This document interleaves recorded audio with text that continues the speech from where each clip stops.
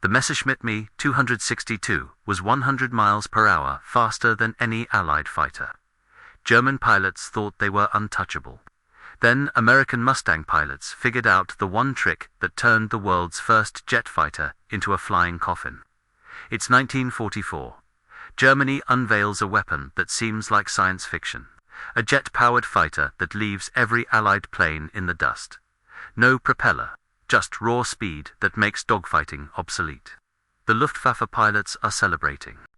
They're posting kills. They're feeling invincible. But American pilots are watching, learning, and they're about to prove that the best technology doesn't always win. This is the story of how slower planes beat faster jets through one brilliant tactical insight. Let's set the scene. By late 1944, Germany is losing the war badly. The Allies have landed in France. The Soviets are pushing from the east. German cities are getting pounded by thousands of Allied bombers every single day. The Luftwaffe, Germany's air force, is getting destroyed. They're losing experienced pilots faster than they can train new ones. They're running out of fuel. Their planes are being shot down in massive numbers. The numbers are brutal. American and British bombers are flying over Germany in formations of 500, sometimes 1,000 planes at a time. They're escorted by hundreds of fighters. The P-51 Mustang, the P-47 Thunderbolt, the Spitfire. These are good planes with experienced pilots. German fighters go up to intercept and they just get shredded. The Focke-Wulf 190 and the Messerschmitt Bf 109, which had dominated early in the war, are now outclassed. American pilots have better training, better tactics, and way more planes. But Germany has been working on something. A secret weapon program that started years earlier. Jet engines. While everyone else is still using propeller planes, German engineers have figured out how to make a practical jet fighter. Not an experimental prototype, an actual combat aircraft that can be mass-produced. In July 1944, the Messerschmitt Me 262 enters operational service. And it's not just a little bit better than Allied fighters. It's in a completely different league. The Me 262 has 2 jet engines mounted under its wings. Top speed is around 540 miles per hour. Compare that to the P-51 Mustang, the best American fighter, which tops out at about 440 miles per hour. The Me 262 is literally 100 miles per hour faster. That's a 25% speed advantage. In air combat, speed is life. If you're faster, you can choose when to fight and when to run. You can chase down anyone who tries to escape. You can zoom through enemy formations, take your shots, and be gone before anyone can react. The Me 262 can do all of this. It also has incredible firepower for 30mm cannons in the nose. These aren't the small machine guns that most fighters carry. These are cannons that can rip a bomber apart with just a few hits. When Me 262s start showing up in combat, Allied pilots are shocked. They see these planes with no propellers blowing past them at speeds that seem impossible. Mustang pilots try to chase them, and it's hopeless. The jets just accelerate away. P-47 pilots try to dive on them from above, using gravity to build up speed, and the Me 262s still outrun them. Nothing the Allies have can catch a Me 262 in level flight. The early combat reports are scary. Me 262s are showing up near bomber formations, zooming through at high speed, firing their cannons, and then disappearing before the escort fighters can react. They're shooting down bombers. They're shooting down fighters. And they're not getting hit back because nobody can get a shot at them. The speed advantage is just too much. German propaganda goes crazy with this. They start calling the Me 262 the Wunderwaffe, the wonder weapon. They're telling everyone that this jet fighter will turn the tide of the war. Newsreels show Me 262s taking off and landing. German pilots are giving interviews, talking about how easy it is to shoot down Allied planes now. There's this sense that Germany has leapfrogged everyone else technologically, and to be fair, they kind of have. The Me 262 is genuinely revolutionary.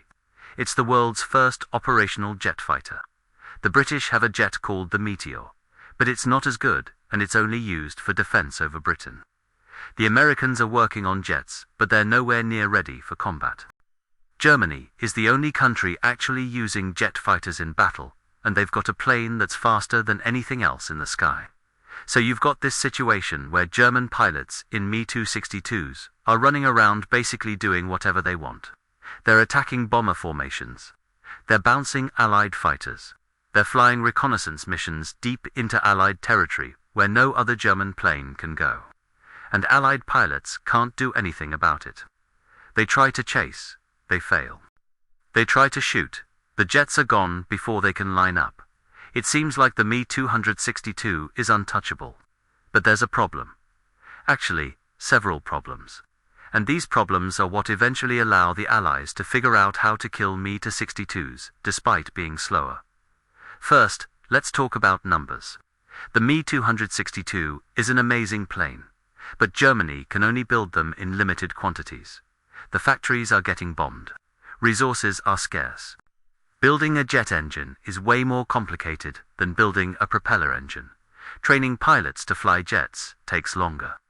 By the time the war ends, Germany will have built around 1,400 Me-262s total. That sounds like a lot until you compare it to American production.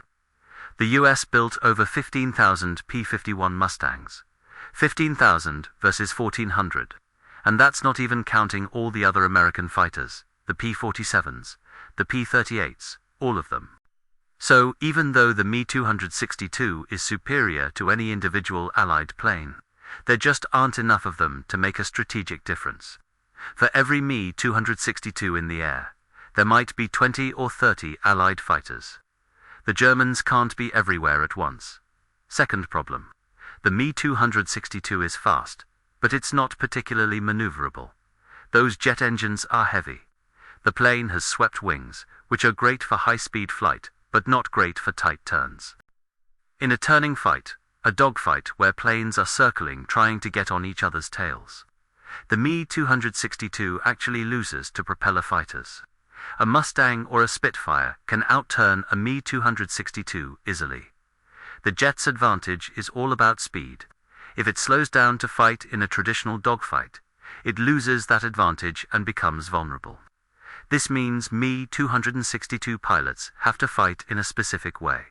They have to use boom and zoom tactics. Come in fast, attack, and leave fast. Never slow down. Never get into a turning fight. This works great against bombers that can't maneuver much anyway. But against fighters, it's harder. You get one pass, maybe two, and then you have to extend away to safety before circling around for another attack. Third problem, and this is the big one. Jet engines in 1944 are primitive. The technology is brand new. The engines are unreliable. They overheat, they flame out randomly. They have a very short service life before they need to be replaced. Me-262 pilots have to be careful with the throttle. If they push the engines too hard, they can destroy them. If they move the throttle too quickly, the engine might quit. The engines also burn fuel really fast. The Me-262 has limited range compared to propeller fighters. But the biggest vulnerability is this. Jet engines take time to spool up. When you're flying at cruise speed and you suddenly need full power, you can't get it instantly.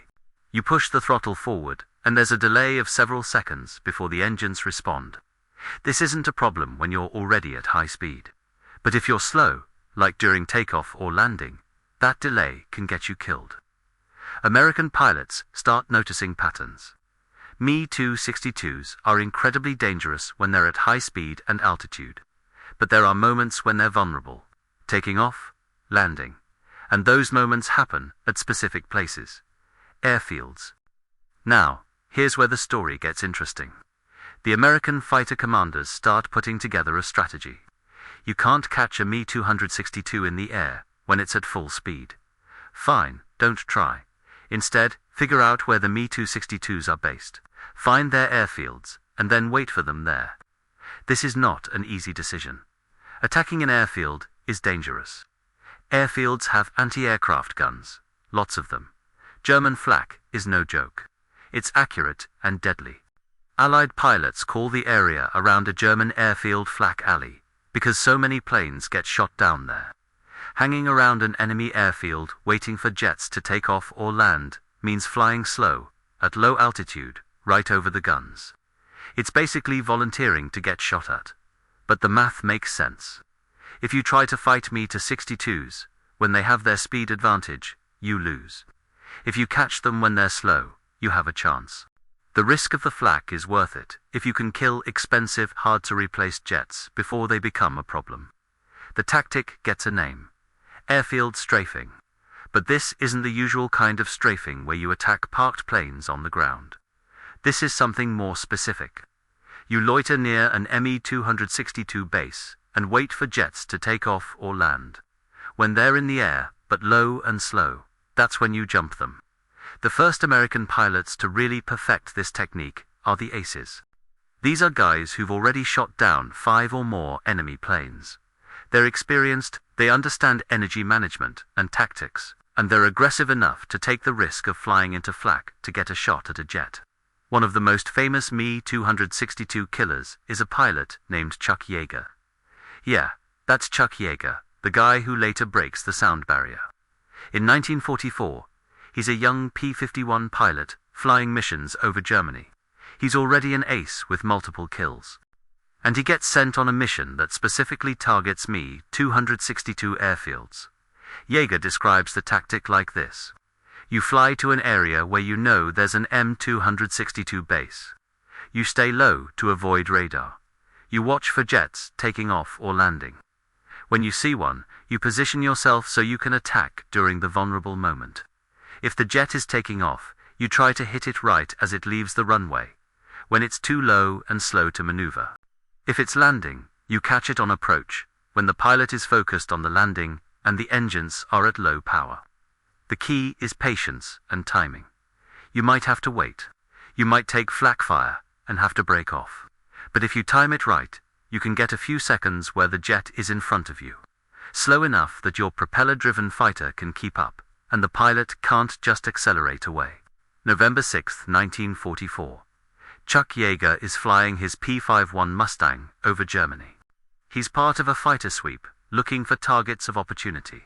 His squadron gets word that there's Me-262 activity near a base called Acma Yeager, and his wingman head that way. They arrive near the airfield and immediately start taking flak fire. The German gunners know that Allied fighters like to hang around, so they're ready.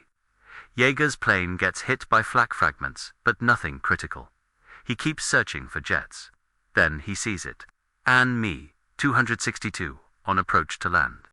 It's coming in slow, gear down, flaps down, in landing configuration. The pilot is probably low on fuel after a mission and just wants to get on the ground safely. He's not expecting an attack at this moment because he's so close to his own base with all its anti-aircraft guns. Yeager lines up behind the Me-262. He's got to be careful. The jet is still faster than him even at landing speed if the pilot opens the throttle. But the German pilot doesn't see him immediately. Yeager closes to a few hundred yards. He puts his gun sight on the jet. He fires. The Mustang's .650 caliber machine guns pour bullets into the Me-262. The jet starts smoking. The pilot tries to accelerate away, but it's too late. The engines are damaged. The plane can't gain speed or altitude. It crashes short of the runway. The pilot ejects, or maybe doesn't. Either way, the jet is destroyed. Yeager has just scored the first confirmed kill of an Me-262 by an American pilot while the jet was in the air. Not on the ground, in actual aerial combat. It's a huge moment. It proves the tactic works. Word spreads fast through the fighter squadrons. If Yeager can do it, others can too. More American pilots start focusing on Me-262 bases. They study the jet's flight patterns. They learn the base's locations. They figure out the best times to attack, usually early morning or late afternoon when traffic is heaviest. The kills start adding up. Multiple American aces get Me-62s. The Germans realize what's happening, and they try to adapt. They increase anti-aircraft defenses around their jet bases. They try to vary flight patterns. They attempt to provide fighter cover for jets taking off and landing. But it's not enough. The fundamental vulnerability remains. Jets are slow during takeoff and landing, and that's when they die. One particularly brutal day for the Luftwaffe happens in March 1945. American fighters attack Me 262 base and catch multiple jets in the air at low altitude. They shoot down several jets in quick succession. The German pilots try to fight back, but they're in the worst possible position, low and slow. The Americans have the advantage for once. By the end of the engagement, the Luftwaffe has lost expensive jets and experienced pilots that they can't replace. But it's not just about airfield attacks. American pilots also figure out other ways to exploit the Me-262's weaknesses. They learn that if you're in a Mustang or a Thunderbolt and a Me-262 makes a pass at you, don't try to run, turn into it. The jet can't turn with you. It'll overshoot and have to extend away to build speed for another pass. During that extension, if you've got altitude and energy, you might be able to cut it off, or at least force it to waste fuel. There are also rare cases where American pilots manage to catch Me-262s at high altitude during actual dogfights. This usually happens when the German pilot makes a mistake, slows down too much, or gets separated from support. In a few documented cases, P-51 pilots managed to damage an Me-262's engines, forcing it to slow down and then finish it off in a stern chase. These are rare, but they prove that even at altitude, the jets aren't completely invincible. The psychological impact on German pilots is significant. They went from feeling untouchable to realizing they're most vulnerable at the exact moments they're near safety, near their own base. Imagine being a jet pilot. You've just finished a dangerous mission. You're low on fuel. You can see your runway. You're about to land. And that's when a Mustang bounces you from behind and shoots you down before you can touch the ground. It's demoralizing. By early 1945, the Me-262 force is getting worn down. Not primarily through air combat, but through a combination of factors. Fuel shortages, lack of spare parts, attrition from ground attacks and airfield strafing, loss of experienced pilots. The jets are still effective when they get in the air, but they're getting fewer chances to do that. It's important to understand that the Me-262 wasn't going to change the outcome of the war, no matter what. By the time it entered service in mid-1944, Germany had already lost. The Soviets are crushing them from the east. The Western Allies control the air completely. German industry is collapsing. The Me-262 is a technological masterpiece, but it's too little, too late. However, the Me-262 story is still significant because it represents a turning point in military aviation. This is the first time jet aircraft are used in combat. Everyone is learning lessons that will shape the next generation of fighters. The Americans take notes on everything they observe about Me-262 performance. After the war, they capture M262s, test fly them, and use that knowledge to develop their own jets. The Soviets do the same thing. The British do the same thing. Within a few years, all the major powers have jet fighters. The Korean War, just 5 years after World War II ends, is fought largely with jets on both sides. The lessons learned from Me-262 combat directly influence jet fighter design and tactics for decades. One key lesson is that speed alone doesn't guarantee victory.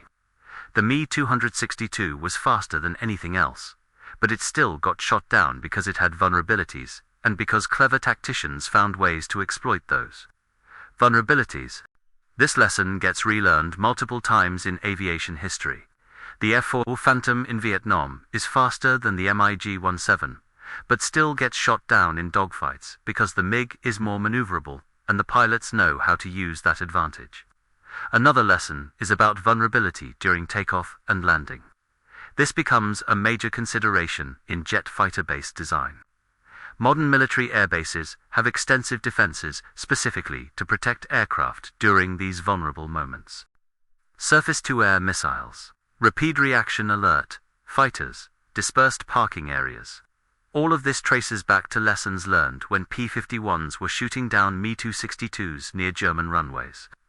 The Me-262 also teaches lessons about reliability and logistics. The jet engines were powerful but temperamental. Modern jet engines are incredibly reliable by comparison, but that reliability came from decades of development. The early German jets showed what could go wrong, and later designers learned from those mistakes. It's worth talking about the pilots on both sides, because the Me-262 story isn't just about technology and tactics, it's about people. The German pilots flying Me-262s were mostly veterans. Young guys usually didn't get assigned to jets. The Luftwaffe wanted experienced pilots who could handle the new technology and make good use of the expensive aircraft. Many Me-262 pilots were aces who'd been flying since the beginning of the war. They'd survived years of combat, which was rare by 1945. These weren't rookies. They were skilled, dangerous opponents, but they were also exhausted. By late 1944, German pilots were flying constantly with little rest. They were outnumbered. They knew they were losing the war. Some fought on out of loyalty to Germany. Some fought because it was their job, and they didn't know what else to do. Some actually believed the propaganda about wonder weapons turning the tide. All of them knew they were taking huge risks every time they went up. On the American side, the fighter pilots were younger on average, but many had solid combat experience by 1944 and 1945. The US had been fighting in Europe since 1943, and the experienced pilots had learned their trade fighting earlier German fighters.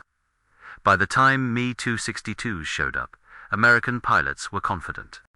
They knew they had better numbers, better logistics, and better support. They respected the Me-262 as a dangerous opponent, but they weren't afraid of it.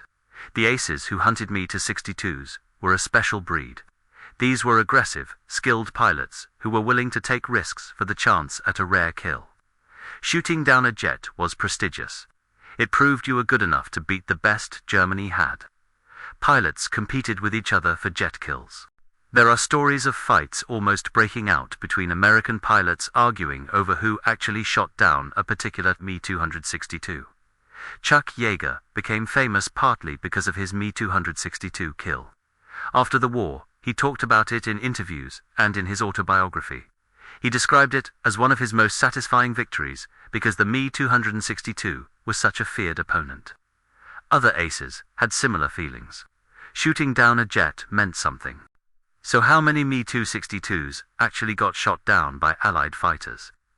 The numbers are disputed because records from late-war Germany are incomplete and sometimes conflicting. But the best estimates suggest that around 100 to 150 Me-262s were destroyed in air-to-air combat over the entire war. That includes jets shot down while taking off, landing, or at altitude. The Americans account for most of these kills. British and Soviet pilots got some too, but the US Army Air Forces were doing most of the fighter sweeps over Germany in 1945, so they had the most opportunities. Among American units, the 8th Air Force fighter groups based in England scored the most Me-262 kills, because they were flying escort missions deep into Germany, where the jets operated. About 100 to 150 kills might not sound like much, but remember there were only about 1,400 Me-262s built total, and only a fraction of those were operational at any given time. Losing 100 to 150 in air combat is significant, especially when you add in the jets destroyed on the ground, lost to accidents, or abandoned due to lack of fuel. The bigger impact was psychological and tactical. The Me-262 went from being this unstoppable wonder weapon to being just another plane that could be killed if you were smart about it. German morale took a hit. Allied morale got a boost. And the Luftwaffe had to divert resources to defend their jet bases, which meant fewer planes available for other missions. So what's the takeaway from this story? The Me-262 was genuinely revolutionary. It was the first operational jet fighter. It was faster than anything else in the sky. It had devastating firepower. German engineers had created something remarkable. But technology alone doesn't win wars. the Me-262 had weaknesses. Limited numbers, unreliable engines, vulnerability during takeoff and landing, poor maneuverability at low speeds, and most importantly, it was operated by a military that was already beaten, with collapsing logistics and shrinking resources. The American response to the Me-262 is a lesson in tactical adaptation. When you face an enemy with superior technology, you don't give up. You study them. You find their weaknesses. You change your tactics to exploit those weaknesses. The P-51 Mustang pilots couldn't outspeed the Me-262, so they didn't try. They went after the jets when they were slow and vulnerable. They turned the jet's need to land into a death trap. This happens repeatedly in military history. The technically superior weapon loses to the better tactics. In World War I, tanks were unstoppable until people figured out they could be killed with artillery and mines. In World War II, battleships were the ultimate naval weapon, until aircraft carriers made them obsolete. In Vietnam, American planes were faster and more powerful, but North Vietnamese pilots with better tactics still scored kills. The Me-262 story is also a reminder that timing matters. If Germany had gotten jets into service 2 years earlier, when they still had fuel, spare parts, experienced pilots, and functioning logistics, the impact could have been much greater. But by the time the Me-262 arrived, it was too late to matter strategically. It was an amazing plane, fighting a losing battle in a lost war. The legacy of the Me-262 isn't about changing the outcome of World War II. It's about opening the jet age. Every jet fighter that came after, from the F-86 Sabre to the F-15 Eagle to the F-2 to Raptor, owes something to the Me-262. It proved that jet fighters were practical. It showed what they could do.